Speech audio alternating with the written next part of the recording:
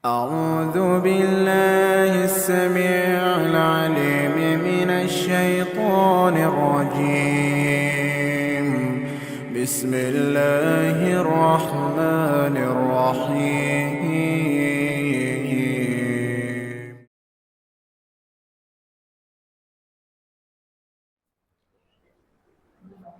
Bismillah, Assalamualaikum warahmatullahi wabarakatuh. Alhamdulillahi ala ihsanihi wa syukru lahu ala taufiqihi wa amtinanihi. Ashhadu an la ilaha illallah wahdahu la syarika lah ta'ziman li sya'nih, wa ashhadu anna Muhammadan abduhu wa rasuluhu ad-da'i ila ridwanih. Alhamdulillah, kita selalu memuji Allah Subhanahu wa taala atas limpahan nikmat yang Allah Subhanahu wa taala berikan kepada kita. Ya. Kita masih diberikan oleh Allah Subhanahu wa taala nikmat yang begitu besar. Kita masih dijaga oleh Allah Subhanahu wa taala dalam nikmat sehat, masih diberikan kesehatan yang sempurna oleh Allah. Kita masih dijaga oleh Allah Subhanahu wa taala dalam nikmat kesehatan, waktu luang. Kemudian Allah Subhanahu wa taala juga mudahkan perjalanan kita untuk menuntut ilmu agama Allah Subhanahu wa taala dari rumah kita masing-masing. Ya.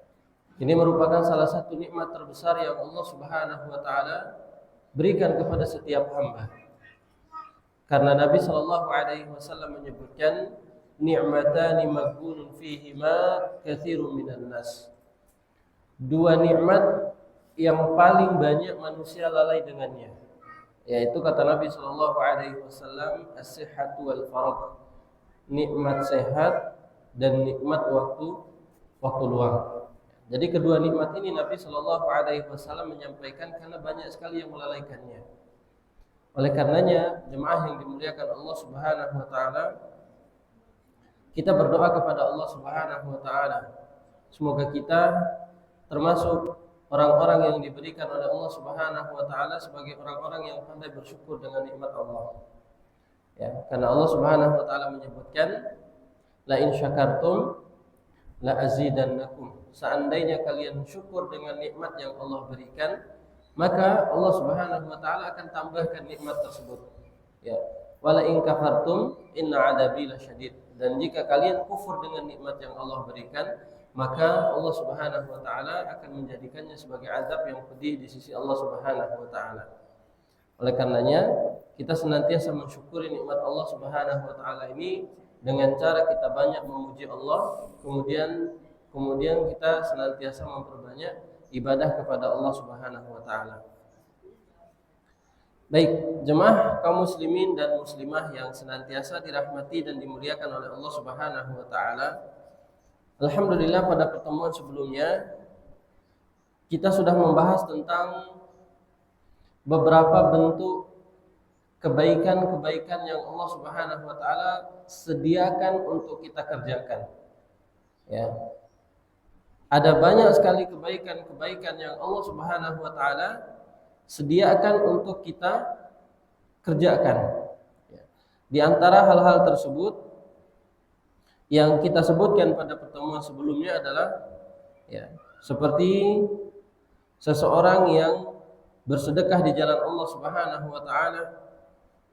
Kemudian juga kita menyebutkan beberapa kebaikan-kebaikan seperti banyak berzikir kepada Allah Subhanahu wa taala.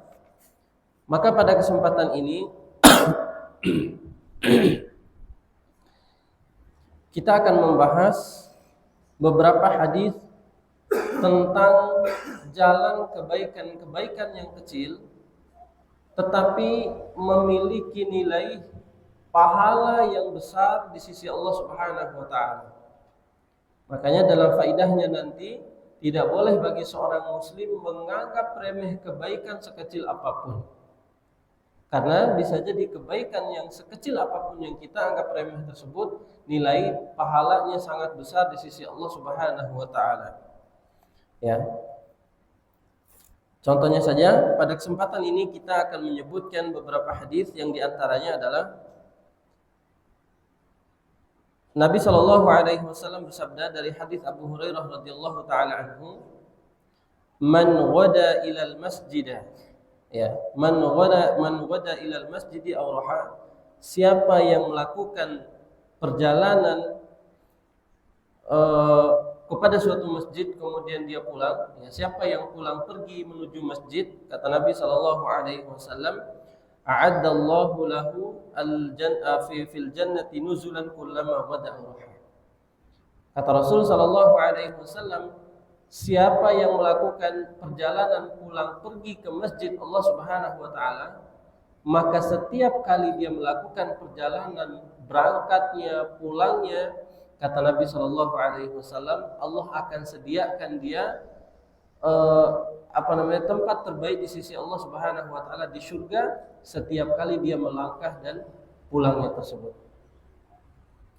Dalam hadis ini jemaah yang dimuliakan Allah Subhanahu Wa Taala, Nabi Shallallahu Alaihi Wasallam menyebutkan, ya, siapapun yang melakukan suatu perjalanan menuju masjid Allah, tidak disebutkan perjalanan dalam rangka sholat ataupun apapun, karena bentuknya umum, yang menunjukkan perjalanan apapun yang selama itu mengandung nilai ibadah kepada Allah Subhanahu Wa Taala, maka akan tercatat sebagai pahala di sisi Allah.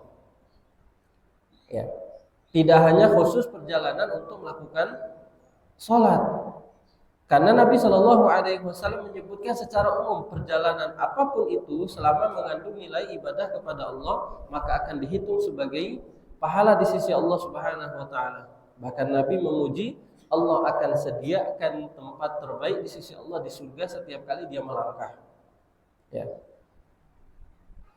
Bahkan perjalanan kita dalam menuntut ilmu pun, jemaah yang dimuliakan Allah, ini termasuk yang digambarkan oleh Nabi dalam hadis ini. Kita melangkahkan kaki kita dari rumah, kemudian setiap langkah kita itu dihitung kebaikan oleh Allah Subhanahu Wa Taala. Kemudian begitu juga dengan langkah pulangnya kita, setiap kali itu juga Allah mencatatnya sebagai kebaikan di sisi Allah Subhanahu Wa Taala. Mau masjid di sini, mau masjid di kampung sebelah, mau masjid di Jakarta dan lain sebagainya, sama saja. Semakin banyak dia melangkah, semakin besar pahalanya di sisi Allah Subhanahu Wa Taala. Makanya Nabi Shallallahu Alaihi Wasallam menyebutkan, siapa yang melakukan perjalanan dari masjidnya, ya, dari rumah ke masjidnya, setiap kali langkahnya Allah Subhanahu Wa Taala akan menyediakan tempat terbaik baginya di surganya Allah Subhanahu Wa Taala. Subhanallah. Maka ada sekitar 3 faedah yang bisa kita ambil dari hadis ini. Yang Nabi Shallallahu Alaihi Wasallam sampaikan, siapa yang berjalan ke masjid lalu dia pulang, maka Allah Subhanahu Wa Taala akan menyediakan tempat terbaik di surganya Allah Subhanahu Wa Taala setiap kali dia melangkah. Faedah yang pertama, jemaah yang dimuliakan Allah Subhanahu Wa Taala, ini menunjukkan bahwasanya masjid itu tempat terbaik di atas muka bumi ini. Ya. Bahwasanya masjid itu menunjukkan tempat yang terbaik di atas muka bumi ini. Tidak ada yang sebanding dengan masjid, ya, dalam hal nilai ibadahnya di sisi Allah Subhanahu Wa Taala. Setiap ibadah yang dilakukan di masjid pasti memiliki keutamaan khusus di sisi Allah Subhanahu Wa Taala. Contohnya saja, misalnya seorang laki-laki tercatat sebagai ibadah yang sempurna, dia mendapatkan 27 derajat pahala sholat kalau dia sholat di masjid. Kemudian pensyariatan i'tikaf tidak sah kalau tidak dilakukan di masjid. Kemudian begitu juga sholat Jumat tidak sah kalau tidak dilakukan di masjid. Dan bahkan Nabi Shallallahu Alaihi Wasallam menyebutkan dalam hadis yang khusus, sab'un, ya, ada 7 golongan yang Allah Subhanahu Wa Taala nanti naungi mereka di akhirat. Tidak ada naungan kecuali naungan Allah Subhanahu Wa Taala. Di antara salah satu golongan itu, kata Nabi Shallallahu Alaihi Wasallam, yang nanti akan mendapatkan naungan Allah di akhirat, rajulun qalbuhu mu'allaqun bil masajid, seorang laki-laki yang hatinya selalu terpaut dengan masjid. Setiap hari dia selalu menginginkan untuk senantiasa berangkat ke masjid, sholat zuhur, asar. Setiap kali dia menginginkan, hatinya selalu terikat dengan masjid. Ya. Kemudian dia senantiasa menjalankan amal ibadah yang Allah Subhanahu wa taala perintahkan. Jadi ketika Allah Subhanahu wa taala memerintahkan kepadanya, dia selalu rindu untuk melaksanakannya di masjid. Makanya masjid ini menjadi tempat terbaik di sisi Allah Subhanahu wa taala untuk kita mendulang pahala yang besar. Nah, ini faedah juga untuk kita jemaah yang dimuliakan Allah. Kita punya masjid yang kita cintai, misalnya seperti Masjid As-Salam ini, kita manfaatkan dengan semaksimal mungkin untuk mendapatkan pahala yang besar. Ya, kita belajar di dalamnya, kita rajin sholat di dalamnya. Kadang kita lihat sebagian tempat jemaah yang dimuliakan Allah Subhanahu wa taala, kampungnya besar, tetapi yang sholat zuhur, asar itu cuman nggak nyampe 10 orang, nggak nyampe satu shaf gitu. Ini menunjukkan bahwasanya keterikatan mereka dengan masjid itu sedikit. Maka ini Nabi Shallallahu Alaihi Wasallam menyampaikan bahwasanya 7 golongan itu diantara salah satunya adalah orang yang selalu terpaut hatinya dengan masjid. Ya. Senantiasa dia tidak ingin lepas dengan masjid, dia ingin menjalankan sholat berjemaahnya di masjid, kemudian dia menjaga sholat 5 waktunya tepat waktu. Walaupun secara hukum kalau dia sholat di rumah tetap sah, hanya saja pahalanya lebih sedikit. Nah, ini jemaah yang dimuliakan Allah Subhanahu wa taala, itu faedah yang pertama. Masjid ini menjadi tempat terbaik di sisi Allah Subhanahu wa taala dalam menjalankan ibadah. Kemudian faedah yang kedua, jemaah yang dimuliakan Allah Subhanahu wa taala, dalam hadis ini juga terkandung keutamaan berangkat ke masjid.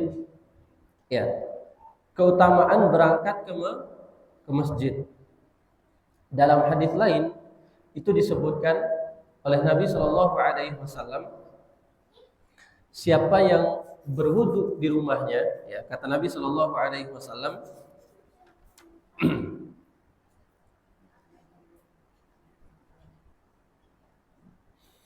ya. Kata Nabi Shallallahu Alaihi Wasallam, siapa yang berwudu di rumahnya, kemudian dia berangkat untuk melaksanakan sholat di masjid, setiap langkahnya Allah Subhanahu Wa Taala akan mengangkat derajatnya. Kemudian langkah yang satunya Allah Subhanahu Wa Taala akan menghapuskan dosanya. Jadi ketika dia berwudu di rumah, subhanallah, ini juga keutamaan bagi seseorang yang senantiasa berwudu di rumah.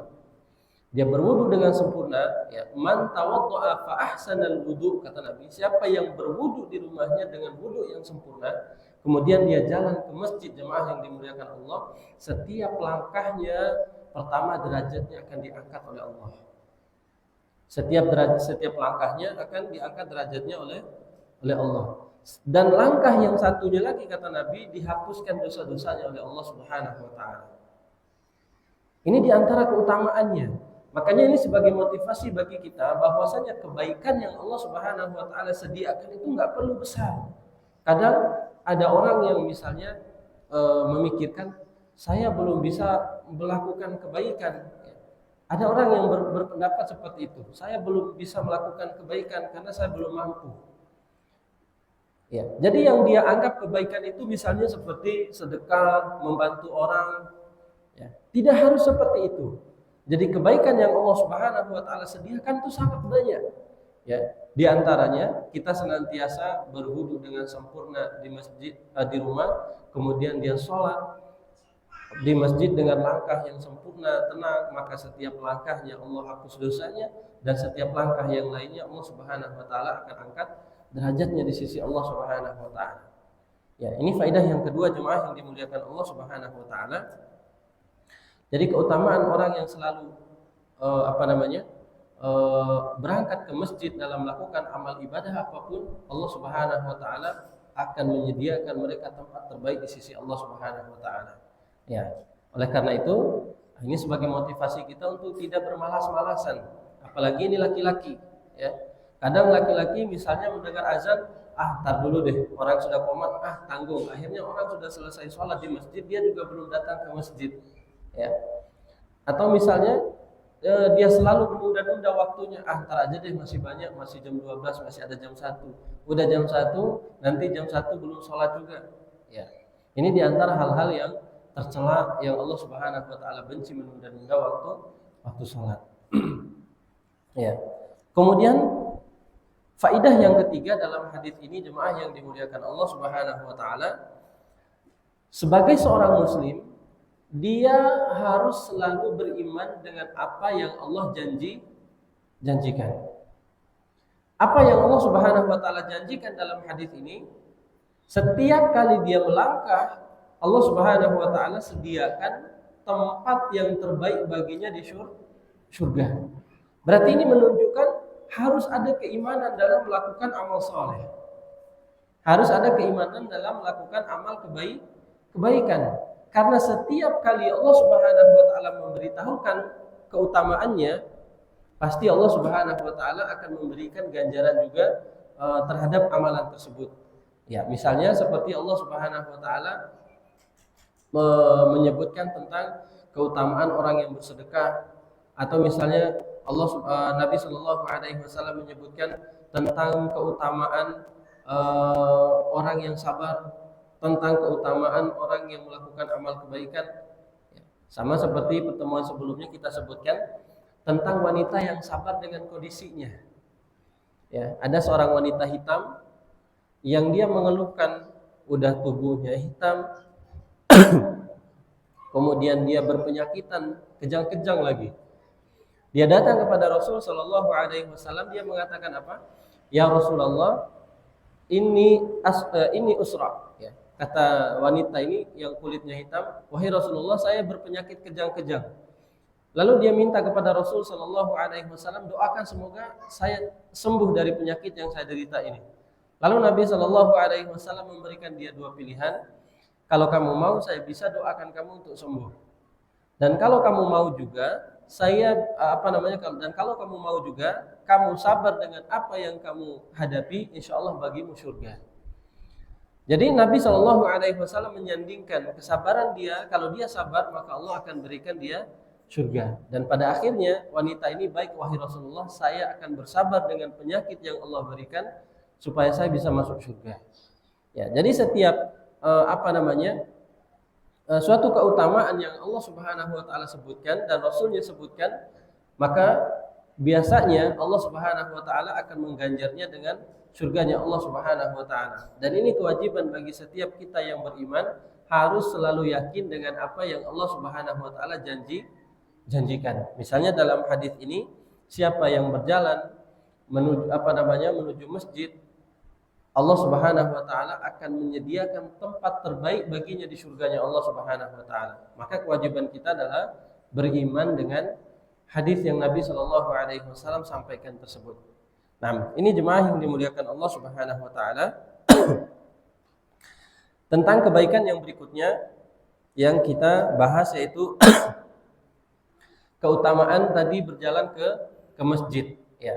Ya, misalnya seperti ini yang tadi kita sebutkan, baik laki-laki perempuan, dia bisa berjalan ke masjid untuk menuntut ilmu, kemudian untuk melakukan belajar.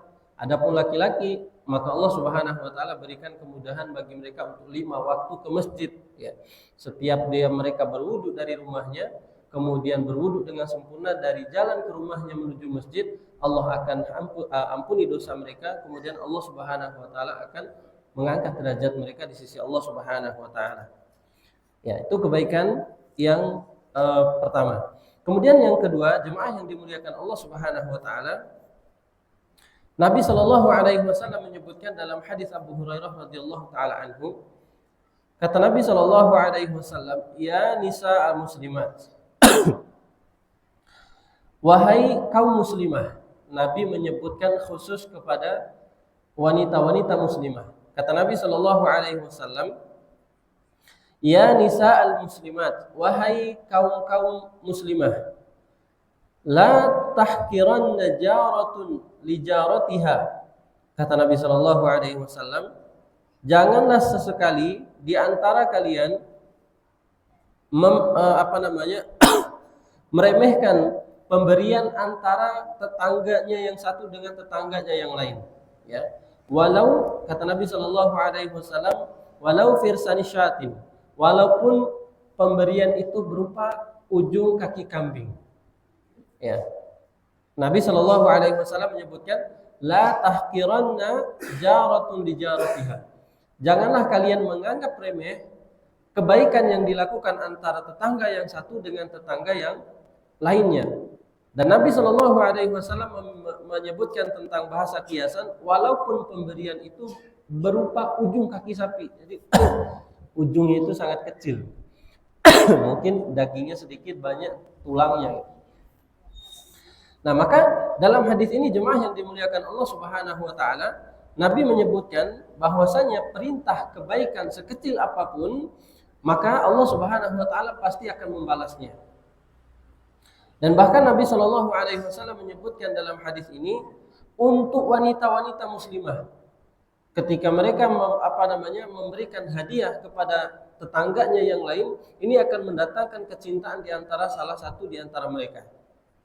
Dan bahkan para ulama menyebutkan kebaikan sekecil apapun yang dilakukan oleh seorang hamba, pasti dia akan mendapatkan balasannya. Nabi menyebutkan itu bukan hal yang besar. Pemberian antara tetangga yang satu ke tetangga yang lainnya berupa ujung kaki sapi aja, itu sudah mendapatkan kebaikan di sisi Allah Subhanahu wa taala. Ya, hadis ini bukan memerintahkan kita untuk memberikan kaki sapi doang ya, tetapi apapun bentuknya dari kebaikan. Bahkan dalam hadis yang lain itu Nabi menyebutkan, kalau kalian masak sayur, itu perbanyaklah kuahnya sehingga bisa diberikan kepada tetangganya. Dan kita lihat di zaman kita sekarang ini, subhanallah, antara tetangga yang satu dan depan rumah saja, itu kadang kita nggak tahu nih tetangga yang depan rumah ini membutuhkan makanan atau tidak, karena saking kita menutup diri dengan tetangga. Ini kita nggak tahu nih tetangga depan rumah kita nih lagi butuh makanan atau tidak. Dan kadang kita melihat, oh kayaknya dia serba kecukupan, ya. Lalu kita tidak pernah menyapanya, tidak pernah memberinya senyuman dan lain sebagainya. Dan bahkan yang lebih miris lagi, jemaah yang dimuliakan Allah Subhanahu wa taala, antara tetangga ini depanan rumah, pokoknya semua tetangga ini, ya,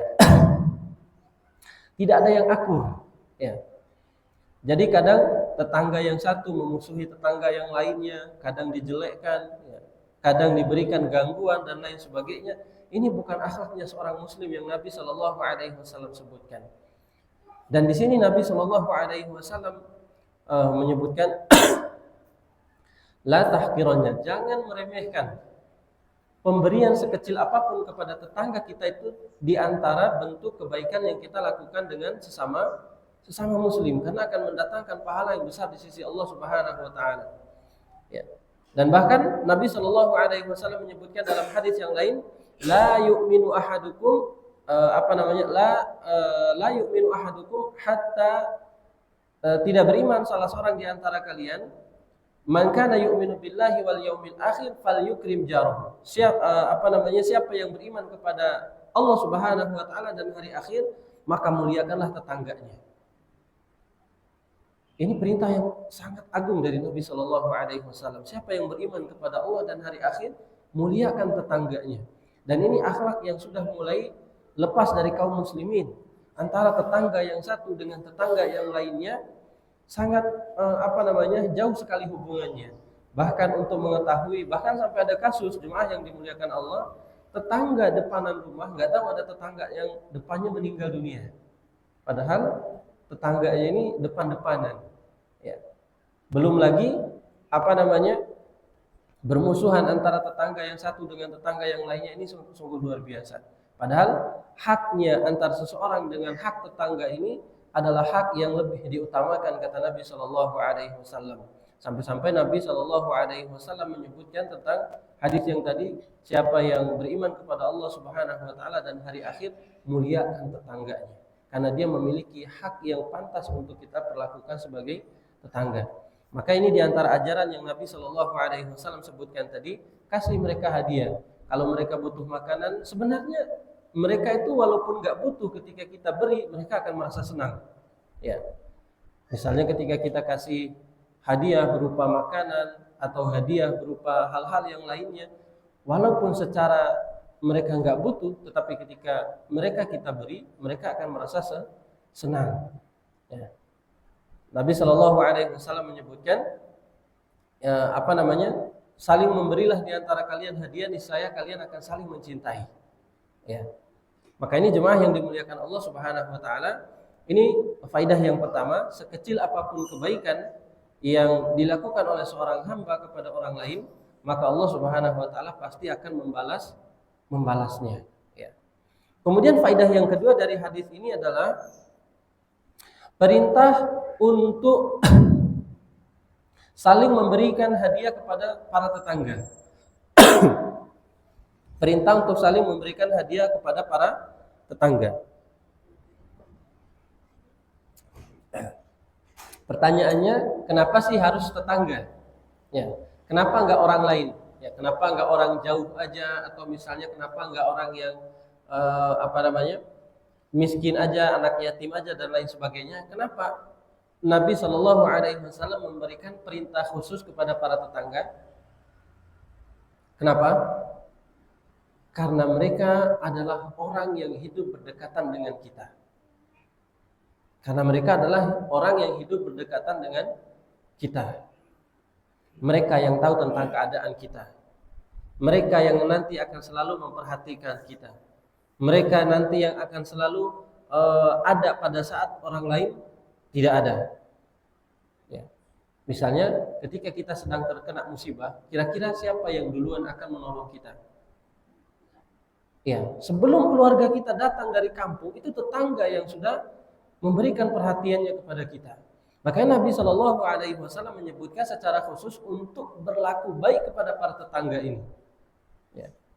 Terlepas nanti mereka berbuat jahat kepada kita, terlepas nanti mereka berbuat tidak baik kepada kita, itu urusan mereka dengan Allah Subhanahu Wa Taala. Tetapi perintah kita untuk melakukan perbuatan baik kepada tetangga ini merupakan perintah Nabi Shallallahu Alaihi Wasallam. Ya, jangan sampai kita menjadi orang yang misalnya membalas keburukan orang lain dengan keburukan yang setimpal. Ya, bahkan saya pernah menonton salah satu berita. Jadi hidup berdampingan, rumah yang satu dengan rumah yang satunya ini bersebelahan. Setiap hari ini tetangganya selalu meletakkan kotoran manusia depan rumah tetangganya. Ya. Jadi setiap hari dibawa kotoran itu ke depan pintu rumah tetangganya. Ini memberikan gangguan yang luar biasa. Dan bahkan ini jauh dari sunnah Rasul Shallallahu Alaihi Wasallam. Sehingga ketika dia melakukan hal itu, pertama dia durhaka kepada Allah Subhanahu Wa Taala, kemudian dia durhaka kepada Rasulnya, dan dia durhaka untuk mengganggu orang lain. Nanti akan kita sebutkan tentang hadis larangan mengganggu orang lain. Apalagi yang kita ganggu ini adalah tetangga kita. Maka haknya mereka itu lebih kita dulukan daripada orang lain. Contoh misalnya, ketika ada tetangga kita yang sedang membutuhkan, kemudian ada di sisi lain ada orang jauh juga sama-sama membutuhkan. Kira-kira mana yang lebih kita dulukan? Tetangga. Kasusnya sama, kecuali tetangga kita mampu. Ya, kemudian orang lain sangat membutuhkan, tentunya kita membantu orang lain. Tapi kalau kasusnya sama, dia kelaparan, tetangga kita kelaparan nih, ya, nggak ada beras selama 5 hari misalnya, ya. Kemudian belum makan selama 5 hari tersebut, ya, gimana rasanya kalau belum makan selama 5 hari? Kemudian di sisi lain juga ada orang yang kasusnya sama, maka kita lebih dahulukan tetangga, karena hak terbesar yang harus kita berikan adalah kepada tetangga. Dan ini perintah Nabi Shallallahu Alaihi Wasallam, perintah untuk senantiasa berbuat baik kepada tetangga, dan pahalanya sungguh luar biasa juga kata Nabi Shallallahu Alaihi Wasallam. Walaupun pemberian itu nggak banyak, ya, terkadang kita enggan atau sungkan memberikan mereka, menganggap oh dia ini kan mampu orangnya, dia ini kan orangnya berkecukupan, ya, dia ini kan orangnya udah memiliki harta yang banyak. Tapi Nabi Shallallahu Alaihi Wasallam tidak suruh kita melihat hal itu.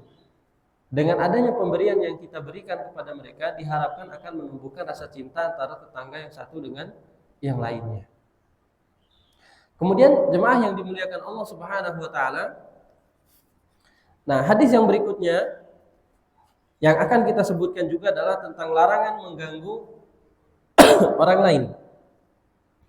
Hadis ini disebutkan oleh Nabi Shallallahu alaihi wasallam dalam Sahih Bukhari dan Sahih Muslim tentang kisahnya seorang laki-laki yang diberikan keutamaan oleh Allah Subhanahu wa taala. Kita lihat kisahnya, bainama rajulun yamshi bi tariqin ishtadda alaihi al-'atash. Ketika ada seorang laki-laki yang sedang melakukan suatu perjalanan yang panjang. Kemudian di tengah perjalanan dia merasa haus yang luar biasa. Jadi udah perjalanan yang begitu panjang disertai dengan teriknya matahari, dia merasakan haus yang luar biasa. Kata Nabi Shallallahu alaihi wasallam, "Fawajada bi'ran fanazala biha fasharab." Kemudian dia di tengah perjalanannya menemukan satu sumur. Ya, jadi sumur ini berisi air di dalamnya. Kemudian dia turun ke dalam sumur ini, lalu dia meminumnya daripada air sumur tersebut. Kemudian summa kharaja fa idza kalbun yalhas. Ketika dia keluar lagi dari sumur tersebut, dia mendapati ada anjing yang lagi kehausan. Ya, mungkin hadis ini sangat masyhur di antara kita. Kemudian kata Nabi sallallahu alaihi wasallam, faqala balagha hadzal kalb. Ya. Maka laki-laki ini pun berkata dalam hatinya, anjing ini benar-benar kehausan sebagaimana diriku. Dia merasakan ketika dirinya haus ketika membutuhkan air, dan ketika itu juga dia melihat anjing yang posisinya sama pada saat itu, yang mungkin dia merasa ini sama seperti yang saya rasakan. Dia juga sedang haus. Bagaimana kita ketika haus itu luar biasa kan? Lalu dia merasakan, oh ternyata ini anjing ini sama seperti yang saya rasakan, mungkin bagaimana hausnya. Kemudian Nabi Shallallahu alaihi wasallam melanjutkan kisah laki-laki ini. Kata Nabi Shallallahu alaihi wasallam, kemudian dia turun lagi ke dalam sumur tersebut, kemudian mengisi air dengan sepatunya, lalu kemudian dia keluar dan memberikan anjing tersebut minum. Kemudian para sahabat bertanya kepada Rasul Shallallahu alaihi wasallam, ya Rasulullah, inna lana fil bahaim ajran. Kata para sahabat, wahai Rasulullah, apakah ketika kita sedekah kepada binatang itu mendapatkan pahala? Kata Nabi Shallallahu alaihi wasallam, sedekah kepada makhluk yang hidup akan mendapatkan pahala di sisi Allah Subhanahu wa taala. Bahkan Nabi Shallallahu alaihi wasallam menyebutkan dalam hadis ini diberikan oleh Allah Subhanahu wa taala ampunan di sisi Allah. Jadi laki-laki ini karena dia sayangnya kepada hewan tersebut, pertama dia diberikan oleh Allah Subhanahu wa taala penghapusan dosa, kemudian Allah Subhanahu wa taala mengangkat derajatnya di sisi Allah Subhanahu wa taala.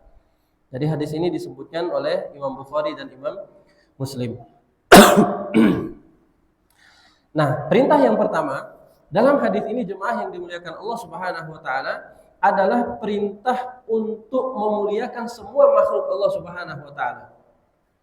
Perintah untuk memuliakan semua makhluk Allah Subhanahu wa taala, semuanya. Makanya Nabi tadi menyebutkan sesungguhnya kepada semua makhluk hidup itu terdapat sedekah yang bisa kita lakukan.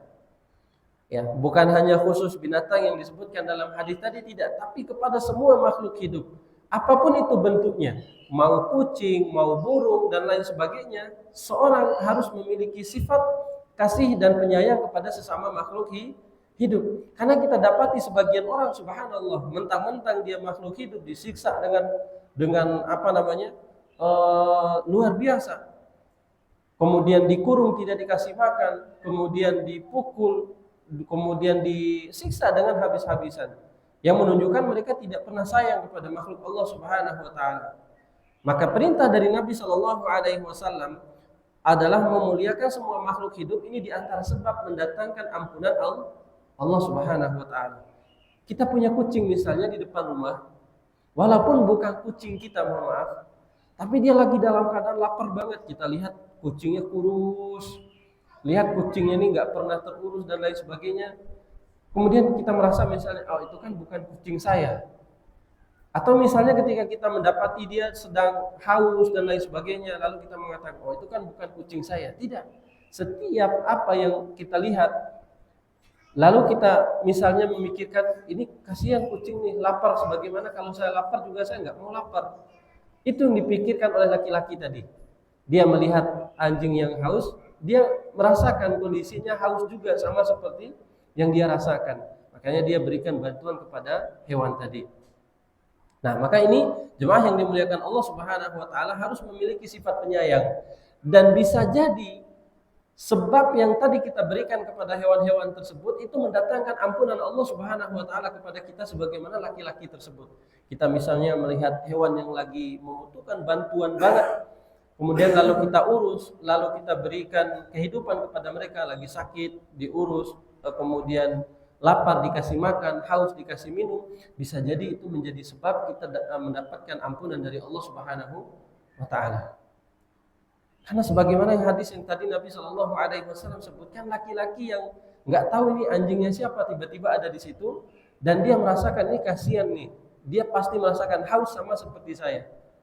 Dan kenapa itu kita tidak terapkan dalam kehidupan kita, misalnya mendapatkan hewan-hewan di sekitar kita yang subhanallah kadang datang ada yang saya lihat juga memukul kucing sampai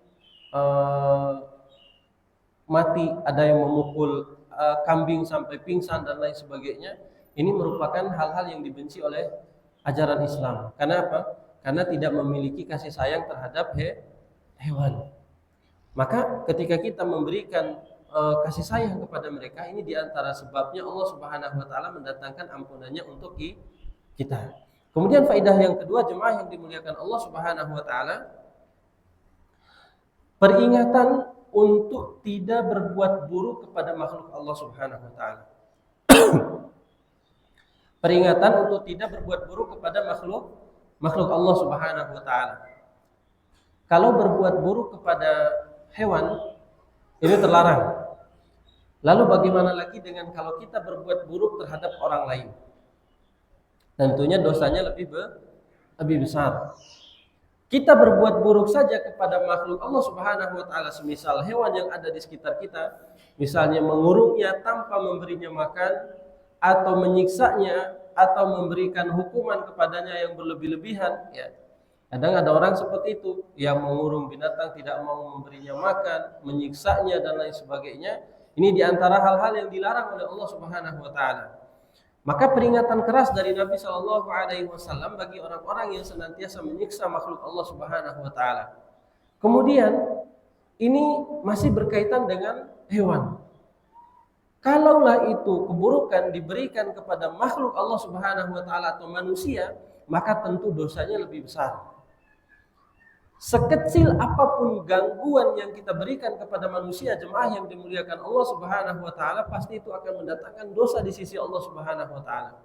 Contoh misalnya Nabi Shallallahu alaihi wasallam dalam hadisnya menyebutkan, al-muslimu lil muslim haramun damuhu wa maluhu wa irduhu. Kata Nabi, antara seorang muslim ke muslim yang lainnya itu haram baginya, pertama hartanya, kemudian amaluhu wa irduhu. Pertama, haram baginya hartanya. Harta ini maksudnya untuk dicuri, untuk dirampok, untuk diambil, ya. Tidak boleh bagi dia untuk mencuri hartanya seorang muslim. Kemudian yang kedua, wa irduhu, tidak boleh dijatuhkan kehormatannya, menjelekkannya, kemudian menggibahinya atau menjatuhkan kehormatannya, menfitnahnya. Kemudian yang ketiga, wadamu dan darahnya haram bagi seorang muslim, membunuhnya, kemudian memukulnya, apapun yang bentuknya menyiksa dia, maka ini haram bagi seorang muslim. Dan ini yang harus diketahui oleh orang-orang yang senantiasa bermudah-mudahan dalam hal melakukan keburukan terhadap muslim yang lainnya, atau dalam rangka melakukan kezaliman kepada muslim yang lainnya.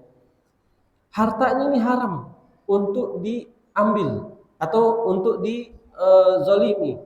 Misalnya ketika dia mencuri atau mengambilnya tanpa sepengetahuan, maka ini akan menjadi tanggungan yang besar di akhirat nanti. tanggungan yang sangat besar jemaah. Makanya dalam hadis yang lain Nabi menyebutkan tentang orang-orang yang merugi di akhirat itu adalah bukan orang yang nggak punya uang. Nabi bertanya kepada para sahabatnya, "Atadruna mal muflis?" Tahukah nggak kalian tuh siapa yang merugi di akhirat? Kata para sahabatnya apa? Yang rugi itu wahai Rasulullah orang yang nggak punya harta, dia yang nggak punya uang.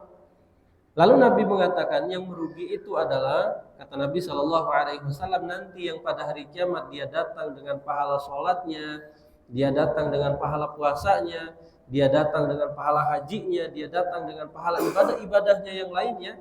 Semua pahalanya itu akan diberikan kepada orang yang pernah dia zolimi. Semua pahalanya itu akan diberikan kepada orang yang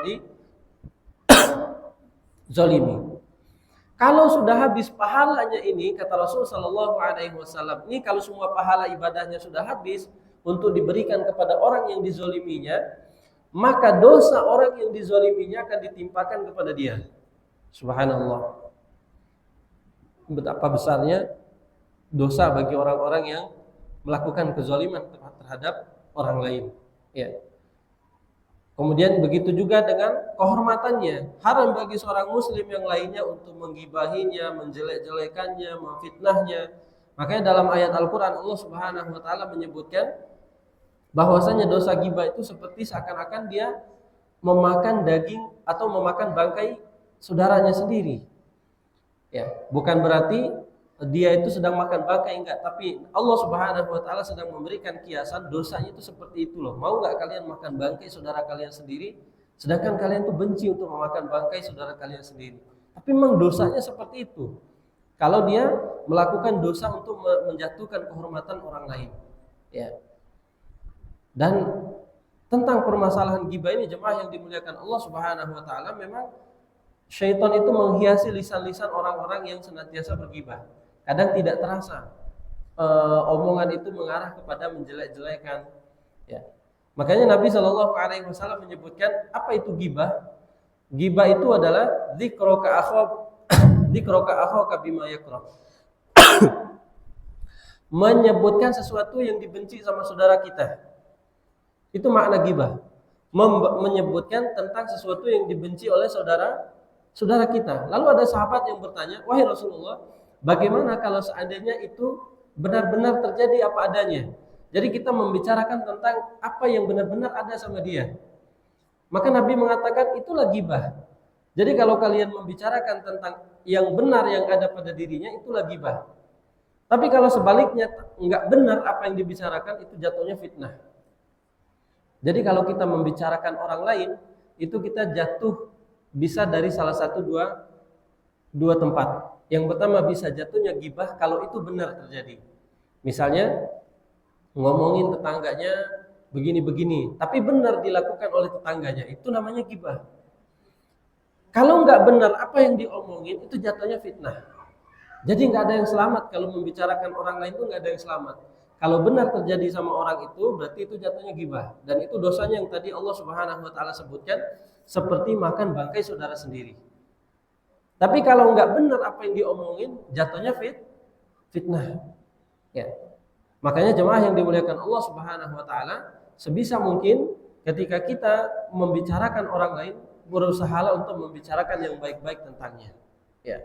Tidak membicarakan tentang hal yang buruk. Ya. Ya, jadi hal ini yang dilarang oleh Nabi Shallallahu Alaihi Wasallam, memberikan gangguan terhadap makhluk pun, ya, maka apalagi dengan sesama manusia, tentunya ini lebih besar dosanya di sisi Allah Subhanahu Wa Taala. Dan juga hal-hal yang mungkin perlu kita ketahui dalam hal memberikan gangguan ini, banyak sekali di antara kaum muslimin juga yang bermudah-mudahan. Contoh kasus yang sering saya temukan itu begini: ketika dia punya hajat, punya hajatan,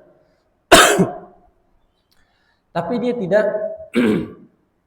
tidak memiliki tempat yang cukup di dalam rumahnya, sehingga dia mengambillah jalan umum tersebut untuk dijadikan sebagai tempat hajatannya dia, sehingga menutup akses jalan untuk orang yang lewat. Kira-kira ini boleh apa tidak dalam syariat jemaah? Jadi menutup jalan untuk kebutuhan kita pribadi, boleh apa tidak? Kenapa nggak boleh? Karena mengganggu kaum muslimin, dan itu juga bukan hak kita. Ketika kita menutup jalan orang yang lewat, kemudian kita menjadikan itu sebagai tempat khusus untuk acara pribadi kita, maka ini jatuhnya sebagai kezaliman. Ya, kita menzalimi orang lain untuk walaupun misalnya jalan itu berada di depan rumah kita, tapi kan jalan itu bukan milik kita. Kita hanya numpang posisi rumahnya itu depan jalan tersebut, sehingga jalan tersebut tidak ada hak bagi kita untuk menutup jalan kaum muslimin yang lewat di situ. Maka itu jatuhnya kezaliman di hadapan Allah Subhanahu wa taala. Dan kalau kita sampai mengganggu orang yang lewat, misalnya sampai terhambat perjalanannya, berapa orang yang terhambat perjalanannya karena menutup jalan tersebut, maka sebesar itu juga kita mendapatkan kezaliman di sisi Allah Subhanahu wa taala. Maka oleh karena itu jemaah yang dimuliakan Allah Subhanahu wa taala, hal-hal seperti ini yang bisa mendatangkan gangguan terhadap kaum muslimin, maka sebaiknya kita tidak melakukan. Ya, misalnya kalau kita tidak punya tempat yang cukup, kita bisa minta tolong kepada warga setempat. Kalau ada tempat yang kosong, kita pakai untuk acara dan lain sebagainya, itu lebih selamat, ya. Nah,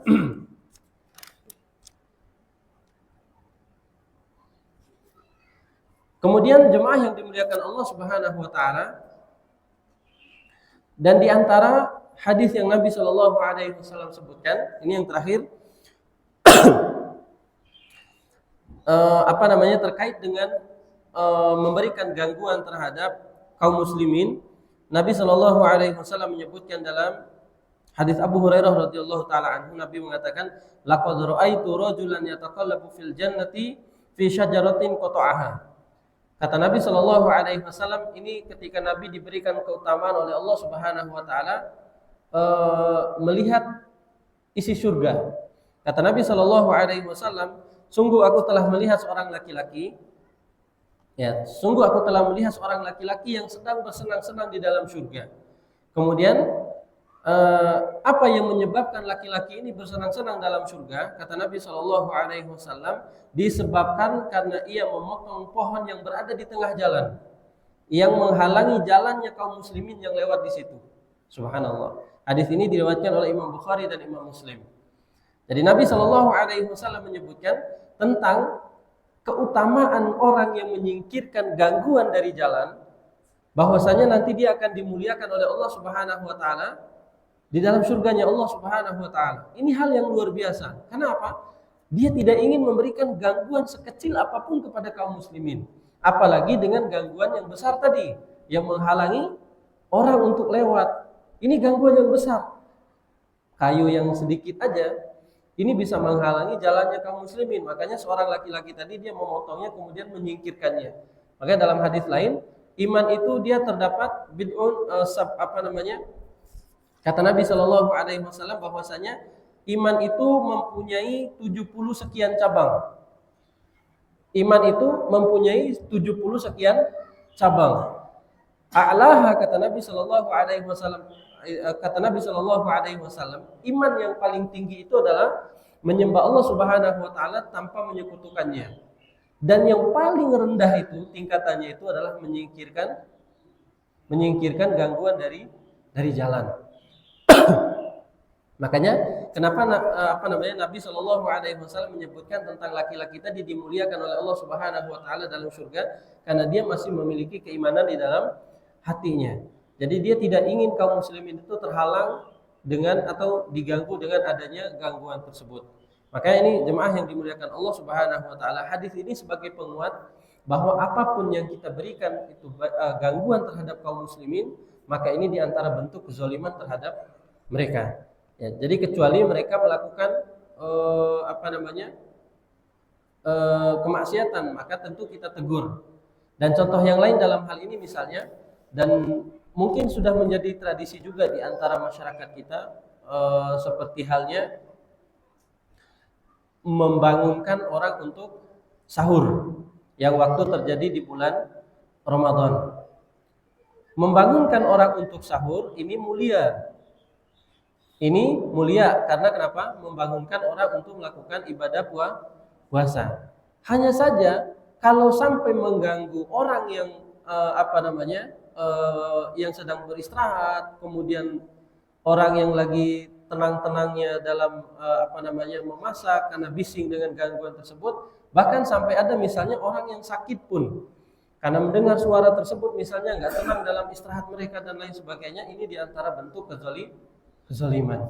Ini mendatangkan gangguan terhadap seorang muslim. Dia termasuk hal-hal yang terlarang dalam syariat. Jadi banyak hal-hal yang bisa mendatangkan gangguan terhadap kaum muslimin, maka sebaiknya kita hindarkan, karena dikhawatirnya nanti kita akan dituntut oleh Allah Subhanahu wa taala pada hari kiamat terkait dengan kezaliman yang kita lakukan. Ya mungkin kita anggap di dunia ini, wah ini kan biasa-biasa saja. Ini kan enggak apa-apa. Tapi nanti di hadapan Allah Subhanahu wa taala sedikit saja gangguan kita terhadap kaum muslimin, ini bisa mendatangkan kezaliman kita di hadapan Allah Subhanahu wa taala. Baik, ini jemaah yang dimuliakan Allah Subhanahu wa taala, di antara kebaikan-kebaikan yang harus kita perhatikan, kebaikan yang sekecil apapun bisa mendatangkan manfaat di sisi Allah Subhanahu wa taala, dan keburukan sedikit pun itu bisa mendatangkan dosa di hadapan Allah Subhanahu wa taala. Maka kita menghindari keburukan tersebut, kemudian dengan senantiasa mengerjakan kebaikan-kebaikan yang Allah Subhanahu wa taala perintahkan. Tapi barangkali ada yang mau ditanyakan? Ya, silakan. Waalaikumsalam.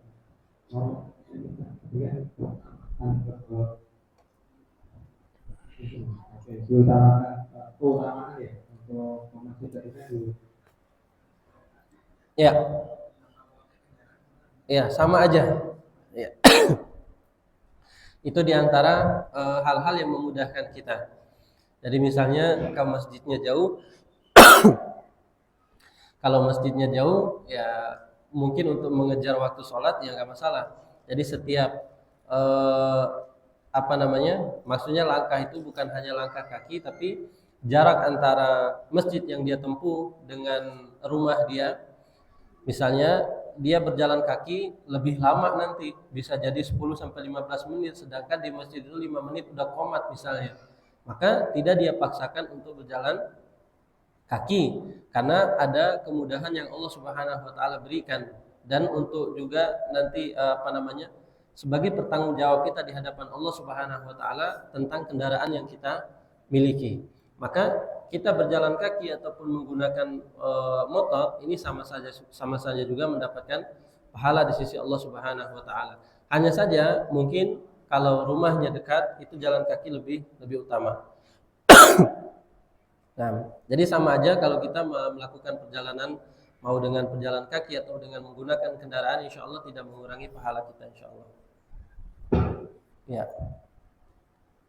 Ya, Ustaz, tadi mengenai anjuran tidak memberikan gangguan kepada kaum muslim. Ada beberapa kasus ada polisi tidur. Ya. Sebenarnya fungsinya baik untuk tidak kendaraan terlalu tidur dan juga terbiasa makan. Terus yang kedua tentang ini bacaan Al-Quran di masjid. Ya. Baik, masya Allah, pertanyaan yang sangat bagus. Pertama, terkait dengan permasalahan polisi tidur. Ya.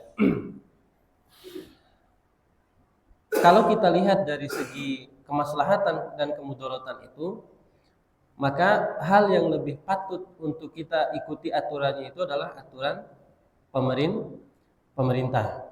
Ya, pemerintah itu termasuk daripada di dalamnya adalah misalnya RT atau RW setempat. Ya, jadi ini adalah kebijakan, misalnya seperti ini kan jalan kompleks. Maka yang menjadi pemerintahnya di kompleks tersebut adalah RT atau RW-nya setempat. Kalau mereka berinisiatif untuk membuat polisi tidur sehingga maslahatnya lebih banyak, misalnya kalau tidak dipasang polisi tidur di tempat ini, kata RT-nya atau kata RW-nya, akan banyak orang yang ngebut. Sedangkan di sini ada banyak anak-anak misalnya. Maka ini diantara hal-hal yang bermanfaat bagi mereka. Adapun kalau misalnya ini jalan umum, tapi rumah dia di depan jalan umum tersebut, tidak ada inisiatif dari pemerintah setempat. Dia hanya ingin membuat supaya orang tidak ngebut di situ dengan inisiatifnya dia. Maka ini tentu mengganggu dan tidak ada kesepakatan di antara pemerintah setempat baik RT ataupun RW, maka ini termasuk di antara hal yang mengganggu kaum muslimin. Ya. Maka sebaiknya kalau dia ingin membuat polisi tidur seperti itu, mintalah untuk dibuatkan oleh RT atau RW setempat, sehingga ini menjadi naungan daripada pemerintah setempat. Dan ini juga bagian kita menghargai mereka sebagai pemerintah yang berwenang. Kemudian yang kedua, terkait dengan bacaan Al-Quran ketika orang yang sedang sholat. Kadang kita temukan di sini ada orang yang sholat, kemudian di sisi lain ada orang yang membaca Al-Quran itu dengan suara yang keras atau dengan suara yang lantang.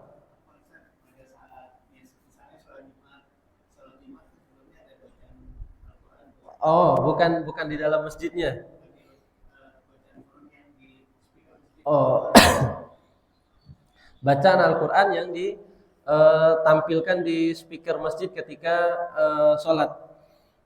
Biasanya kan kalau kita temukan di antara kaum muslimin sebelum sholat Jumat itu ada suara Al-Quran yang dikeluarkan, ya. Atau misalnya seperti tadi sebelum kajian, sebelum kajian atau sebelum Jumatan, ini di antara tujuan yang baik sebenarnya.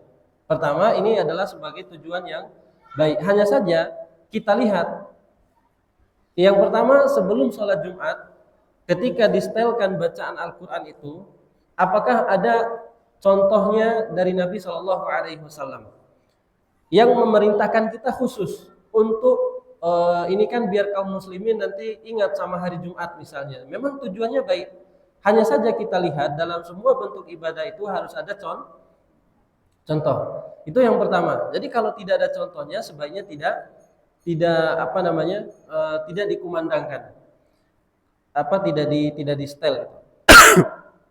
Kemudian yang kedua, jemaah yang dimuliakan Allah Subhanahu wa taala, mudaratnya yang kedua itu tadi yang pertama, tidak adanya contoh dari Nabi Shallallahu alaihi wasallam. Jadi kalau tidak ada contoh sebaiknya kita tidak melakukannya. Kemudian yang kedua, mudarat yang paling terbesar dari menyetel murattal itu adanya kelalaian dalam mendengarkannya. Sebab tujuan Al-Qur'an itu dibacakan agar orang-orang mendengar. Makanya Nabi Shallallahu alaihi wasallam menyebutkan fa idza quri'al Qur'an fastami'ulah. Kalau dibacakan Al-Qur'an kepada kalian maka dengarkanlah dengan baik. Tetapi kalau disetelkan Al-Qur'an, apakah semua orang itu mendengar atau tidak? Tidak. Bahkan cenderung untuk orang nggak ada yang dengar, hanya kayak disetelkan nggak ada manfaat, dan dikhawatirkan ini sebagai bentuk kelalaian kita terhadap Al-Quran. Ketika dibacakan nggak ada sama sekali orang yang dengar, bahkan hanya orang yang nyetel pun nggak dengerin dia, cuma datang nyetel begitu, akhirnya pulang. Ya. Nah hal-hal semacam ini dia akan mendatangkan kemudaratan yang lebih besar.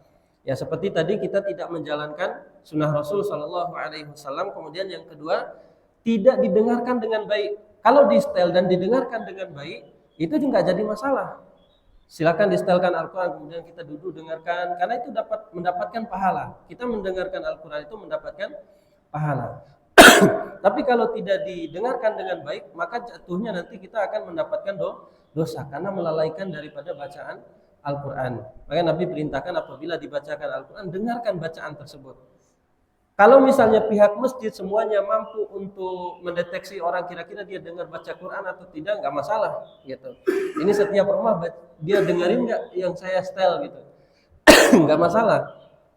Tapi yang jadi masalah adalah ketika dia tidak mampu untuk mengetahui semua orang apakah mendengar atau tidak, maka sebaiknya tidak lakukan, karena ini akan berpengaruh terhadap kelalaian terhadap Al-Quran tadi, tidak mendengarkannya dengan baik. Kemudian yang ketiga adalah bentuk gangguan terhadap kaum muslimin yang tadi kita bahas. Walaupun tadi bentuknya adalah ibadah, makanya tadi kita sempat singgung. Misalnya kalau ada orang sholat di sini misalnya, kira-kira diperkenankan nggak baca Quran tuh? Nggak diperkenankan, ya. itu kaum muslimin yang datang ketika ibadah Jumat jam jam 10 atau jam 11 itu kan biasanya udah dimulai di setel. Kira-kira udah ada orang yang datang nggak di sini? Sholat sunnah, kemudian dia melaksanakan sholat sunnah mutlak atau sebelum sholat Jumat itu dia udah melaksanakan sholat dan dalam keadaan masjid masih dibacakan Al-Quran. Kira-kira dia khusyuk atau tidak dalam sholatnya? Ya walaupun dia bilang saya khusyuk, tapi setidaknya ada gangguan di situ. Yang dalam hadis lain Nabi Shallallahu Alaihi Wasallam melarang, misalnya di sini ada orang yang sholat, di situ ada orang yang membaca Al-Quran, dilarang oleh Nabi Shallallahu Alaihi Wasallam. Nah, jadi kemudaratannya dia lebih besar. Oleh karenanya sebaiknya tidak dilakukan walaupun tujuannya baik. Ya, mungkin bisa bacaan Al-Quran itu ya suruh dia setel sendiri di rumah biar nanti dia khusyuk mendengarkannya seperti itu. Nah, jelas ya? Ya, silakan Bu. Ya, waalaikumsalam. Kalau kita bertetangga dengan orang agama lain, Ya, bagaimana kita ya kalau kita bertetangga dengan agama lain, kita apa sama baiknya kita terhadap yang satu agama? ya. Masya Allah, pertanyaan yang sangat bagus. Kadangkala kita itu bertetangga tidak dengan sesama muslim. Ada juga kita bertetangga dengan orang-orang yang non muslim. Pertama, kita harus bedakan antara bentuknya ibadah dan muamalah. Muamalah itu diantara adalah bentuk bertetangga, misalnya seperti gotong royong, atau kalau dia sedang sakit kita jenguk, atau kalau dia lagi butuh makanan kita bantu. Tapi kalau dia ajak kita untuk pergi ikut ibadah dia ke tempatnya, maka tidak boleh kita ikut. Ya. Nah, maka tetap kita berikan kepada tetangga kita yang non muslim tersebut hak tetangga, bukan hak beragama. Ya, hak tetangga bukan hak beragama. Misalnya dia bawa kita atau ajak kita, ayo ikut saya ke gereja yuk. Ya. Ya udah kamu nggak usah masuk, ntar duduk aja di belakang, misalnya dengerin orang yang nyanyi-nyanyi, kata dia. Maka kita tidak boleh untuk mengikuti mereka. Karena Allah menetapkan lakum dinukum waliyadin, bagi mereka agama mereka, bagi kita agama kita. Udah mereka ibadahnya sendiri, kita ibadahnya sendiri. Adapun cara kita bertetangga tetap kita berikan. Kalau mereka sakit kita kunjungi. Seperti halnya Nabi Shallallahu Alaihi Wasallam, ada orang Yahudi atau anak orang Yahudi sakit, Nabi kunjungi mereka. Kemudian Nabi kasih tahu kepada mereka, ayo masuk Islam dan lain sebagainya. Kalau kita belum mampu untuk mengajak mereka untuk masuk Islam, setidaknya kita tunjukkan akhlak yang baik kepada mereka. Ternyata orang Islam itu sangat baik ya, kalau kita sakit dikunjungi gitu. Ya, kemudian ketika mereka sedang butuhkan bantuan kita beri. Ketika mereka sedang tertimpa musibah kita gotong royong. Ini diantara hak tetangga. Tetapi ketika nyentuh dalam permasalahan ibadah, maka tidak boleh kita ikut campur kepada mereka. Mereka ajak kita untuk ibadah di tempat mereka ajak kita untuk ikut berserta mereka dalam ibadahnya, maka tidak boleh. Tapi hak tetangga tetap harus kita berikan. Kalau mereka butuh makanan kita kasih kalau ada. Kemudian kalau mereka sakit, ya jangan sampai kita nggak menjenguknya juga. Karena diantara hak tetangga itu adalah hak kepada seorang tetangga itu adalah ketika dia sakit menjenguk, ketika dia butuh bantuan kita bantu. Ini diantara hal-hal yang mungkin bisa kita lakukan kepada mereka. Adapun dalam masalah ibadah tadi, maka tidak boleh kita menyentuh ranah mereka seperti itu. Ya, sama-sama Bu. Waalaikumsalam warahmatullahi wabarakatuh. Ada lagi? Ya, Masya Allah.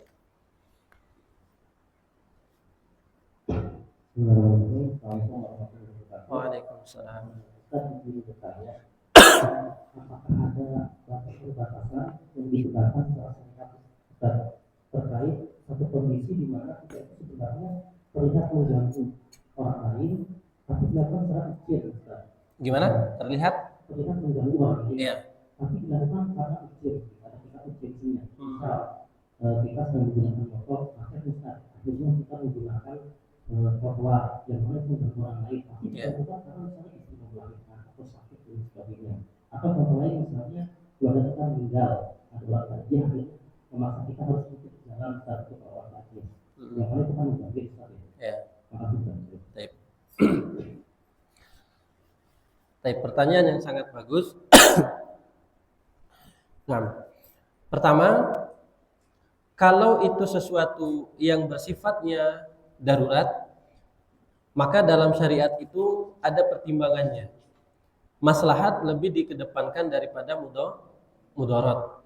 Misal, ada orang yang sakit atau orang ini sakitnya parah. Kemudian kita bawalah dia ke rumah sakit misalnya, ini contoh. Di jalan, ini orang sama-sama kita kan sama-sama menggunakan jalan. Kemudian kita tahan sebagian motor yang lainnya untuk kita supaya lebih bisa dulu menggunakan jalan tersebut. Ini diantara hal yang diperbolehkan dalam syariat. Karena kenapa? Mengedepankan maslahat daripada mudarat. Maslahatnya apa? Ini nyawa orang nih, taruhannya. Dia bentar lagi meninggal atau misalnya dalam keadaan sekarat, kalau tidak cepat-cepat dibawa ke rumah sakit, ini akan menjadi mudarat yang lebih besar. Sedangkan dalam syariat itu menjaga nyawanya seorang muslim itu keutamaannya luar biasa. Maka mendahulukan mereka atau mendahulukan orang-orang yang berangkat ke rumah sakit ini itu lebih utama. Walaupun orang-orang ini kita tahan dulu untuk mereka tidak lewat. Padahal menahan jalannya atau mengganggu kaum muslimin itu kan dilarang.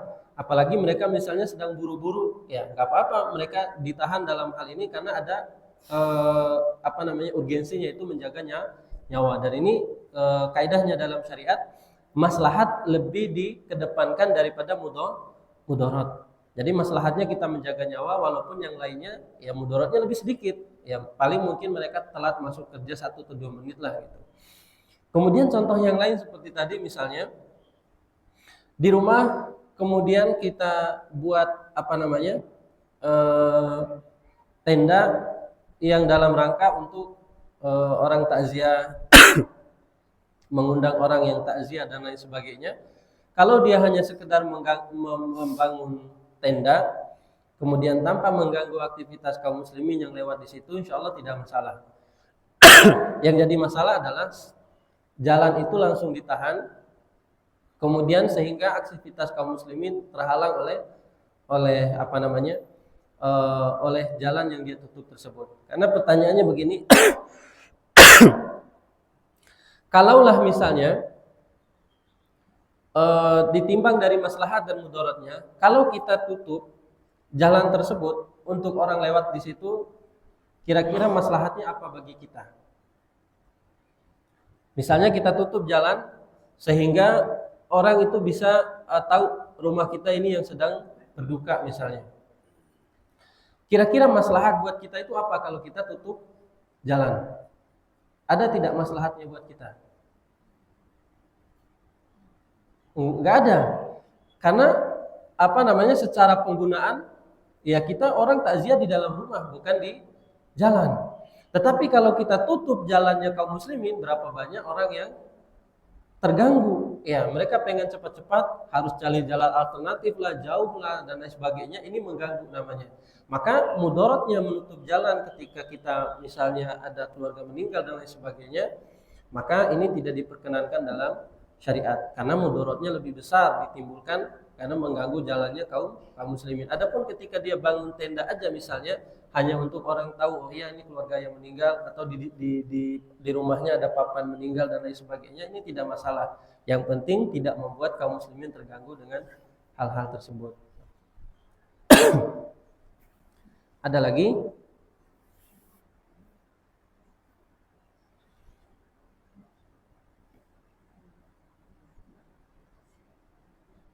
Silakan Bu kalau ada, atau kita cukupkan insya Allah. Cukup ya? Baik, Masya Allah. Ya. Di luar tema Ustaz. Oh iya. Mengenai Arafah. Puasa Arafah. Apa hari Arafah? Iya. Pemerintah Arab Saudi sudah menetapkan tanggal Arafah itu tanggal 15 Juni. Iya. Kemarin hari Jumat Saudi sudah menetapkan 1 Zulhijjah. Kita baru hari ini. Iya. Mengenai puasa Arafah, sedangkan kalau hari raya kan insya Allah tidak ada masalah. Mengenai puasa Arafah, apakah kita mengikuti hari Arafah di Arab Saudi atau di Ya. Baik, Masya Allah. Jadi bagi yang ingin berpuasa Arafah itu kan idealnya tanggal 9 Zulhijjah ketika orang wukuf di Arafah. Ya alhamdulillah dulu 2 tahun yang lalu atau 3 tahun yang lalu nggak ada perbedaan antara Saudi dan Indonesia. Tahun kemarin berbeda juga, tahun sekarang berbeda juga. Jadi tahun-tahun sebelumnya enak 9 Zulhijjah pas orang wukuf di Arafah. Di Saudi 9 Zulhijjah, di sini 9 Zulhijjah. Jadi kita puasa Arafahnya aman. Nah, yang jadi masalah adalah kalau berbeda antara tanggalnya Saudi dengan tanggalnya kita. Saudi baru masuk 1 Zulhijjah itu kemarin hari Jumat. Sedangkan kita baru masuk 1 Zulhijjahnya hari Sabtu. Berarti berapa hari bedanya? Sehari. Berarti di Saudi orang wukuf di Arafahnya itu Sabtu depan. Sabtu depan ya? Sabtu depan orang wukuf di Arafahnya. Berarti 9 Zulhijjah itu hari Sabtu di Saudi. Sedangkan kita 9 Zulhijjahnya hari Minggu. Nah, kira-kira bagi orang yang mau berpuasa di 9 Zulhijjah itu ngikutin yang Saudi yang orang pas wukuf di Arafah atau pakai tanggalan kita sendiri yang 9 Zulhijjahnya berarti udah lewat orang wukuf gitu. Nah, ini sebenarnya terjadi perbedaan yang sangat besar di antara para ulama. Kalau kita lihat misalnya seperti Syekh Utsaimin ngikut pemerintah kita. Jadi kalau 9 Zulhijjahnya pemerintah kita di hari Minggu, berarti kita 9 Zulhijjahnya puasa hari Minggu. Tapi seperti Syekh bin Bas, kemudian Mustafa Al-Adawi, mereka menyebutkan puasa Arafah itu ngikut orang yang di Arafah gitu. Kan mereka lagi wukuf, jadi kita puasanya ngikutin orang yang lagi wukuf di Arafah gitu. Nah, sehingga beberapa ustadz atau beberapa orang-orang yang berilmu menyampaikan, insya Allah bagi yang mau berpuasa di 9 Zulhijjahnya mengikuti Saudi itu juga bagus ya. Kemudian bagi orang yang mau puasa ngikutin pemerintahnya Indonesia juga bagus, nggak ada masalah insya Allah. Tapi nggak boleh puasa 2 kali ya. Misalnya Sabtu puasa lagi, nanti Minggu puasa lagi misalnya. Karena puasa Arafah itu cuma sekali, ya, nggak boleh 2 kali. Terserah kita mau nanti ngikutin yang Saudi, insya Allah juga bisa. Bagi yang mau ngikutin pemerintahnya Indonesia juga bisa. Karena keutamaannya besar. Kalau kita puasa Arafah di tanggal 9 Zulhijjah itu, kata Nabi SAW, yukafiru as-sanatal madiyah, menghapusi dosa yang telah lalu dan juga menghapusi dosa yang akan datang. Jadi dia menghapus dosa 1 tahun yang telah lalu dan 1 tahun yang akan datang karena 1 hari puasa kita. Nah, jadi mau ngikutin 9 Zulhijjahnya Saudi nggak masalah, kemudian mau mengikuti pemerintah juga nggak masalah insya Allah. Ya. Ikuti tanggal sesuai dengan yang diatur, berarti dia tanggal 10-nya kan hari ini. Iya, tanggal 10-nya. Berarti dia wajib sholat itu bahasanya ya hari ini. Enggak, ini dalam perkara wukuf saja. Terus kalau misalnya dia ikut sholatnya diperbolehkan, bukan di tanggal 10 sholat itu bahasanya. Kan ini berkaitan buat nyambung. Iya, pertama kalau dia sholat tetap dia mengikuti sholatnya. Jadi tanggal 11 kemudian. Kalau ya di tanggal 9-nya kita ikut di Arab Saudi. Kita sholat itu tanggal 10 gitu ya. Kita sholatnya di tanggal 11. Iya. Kita ikuti tanggal mereka. Iya. Apakah itu diperbolehkan? Ataukah dia yang ikuti di Saudi juga? Saudi berarti dia hari Minggunya sudah sholat kedua. Iya. Itu ya. Apakah bisa dengan ini ikut sebagian dan sebagian lagi ikut yang lain atau satuan harus 2 itu? Kalau ini kan berarti itu salah satunya, satu ikut pendapat ini, satunya ikut pendapat yang lain. Iya. Beda yang diambil mana yang enak aja. Itu maksud saya. Apakah dua-duanya harus satu? Ya, baik, masya Allah, pertanyaan yang bagus. Jadi sebenarnya yang lebih aman itu adalah mengikuti pemerintah setempat. Dalam hal penetapan tanggal apapun, misalnya seperti awal Ramadan, kemudian seperti penetapan bulan-bulan yang lainnya, Dzulhijjah, ini mengikuti pemerintah setempat. Hanya saja para ulama itu berbeda pendapat terkait dengan puasa Arafah ini. Karena pada hakikatnya puasa Arafah itu adalah mengikuti orang yang wukuf di Arafah, sehingga dikecualikanlah oleh mereka. Jadi bagi yang karena sebab kita lihat sejarahnya dari dulu juga, orang kan nggak punya media kayak kita. Kita bisa tahu orang lagi wukuf di Arafah itu lewat media. 100 tahun yang lalu atau 200 tahun yang lalu atau 1000 tahun yang lalu orang nggak tahu gitu. Ini Saudi ini wukufnya kapan? Nah, sehingga dilihatlah dari penanggalan kalender mereka masing-masing. Jadi kalau negara kita Indonesia misalnya dulu belum ada teknologi, kan kita nggak tahu orang wukufnya di mana. Kemudian kita nggak tahu ini orang lagi di Arafahnya tanggal berapa, sehingga kewajiban mereka dahulu adalah mengikuti bulannya bulannya mereka masing-masing di setiap negara. Makanya seperti penetapan Ramadan, kemudian penetapan Idul Fitri dan lain sebagainya itu harus dilihat dengan hilalnya masing-masing negara. Nah, hanya saja Syekh bin Baz kemudian Syekh Mustafa Al-Adawi ini mereka mengkhususkan tentang permasalahan Arafah saja, tidak pada perkara yang lainnya. Karena yang dibahas itu adalah tentang puasa orang-orang yang sedang wukuf di Arafah. Ketika orang yang sedang wukuf di Arafah, maka yang lainnya mereka berpuasa. Seperti itu. Nah, sehingga bagi mereka ini tidak masuk tentang misalnya penetapan Idul Adha, tidak, tetap dia sholat Idul Adhanya mengikuti pemerintah. Hanya saja dalam perkara ini mereka mengecualikan sholat puasa Arafahnya mengikuti orang yang sedang wukuf. Tapi kalau kita memilih yang lebih amannya adalah mengikuti pemerintah setempat. Misalnya kalau pemerintah netapin 9 Dzulhijjahnya kita adalah di hari Minggunya, maka kita puasa Arafahnya mengikuti pemerintah. Tapi kalau ada orang yang puasanya di tanggal 9 Dzulhijjahnya Saudi, berarti hari Sabtunya, maka tidak masalah juga buat mereka. Karena ini sebenarnya pendapat yang perbedaan pendapat yang kuat di antara para ulama.